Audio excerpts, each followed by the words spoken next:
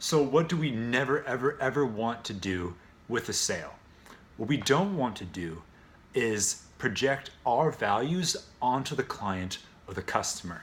Let's imagine that we're working in a retail store selling jewelry, and a woman walks in and she wants to spend 80 grand on a necklace, diamond necklace, maybe, I don't know what carats they're at, but she's absolutely sold the minute she walks in. She actually did research prior. She's ready to buy. Now, you could come from a different perspective as the seller of this necklace, and if you were considering only your perspective instead of listening to this woman and her wants, what would happen is that let's imagine you have a very different perspective over money, right?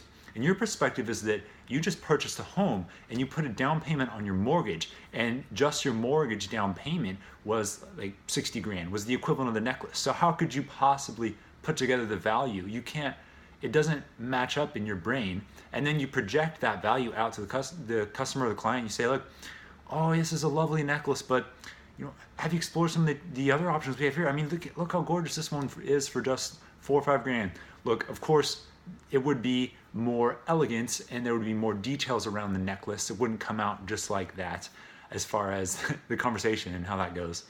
But the point is that never, ever, ever try to project your values about money, your thoughts about how a purchase should be made onto another person. Instead, try to listen to that person's problems and understand that it's likely that they have different purchasing habits, different purchase ideas around money than you have, and that's perfectly okay. What only matters is that they get what they wanted.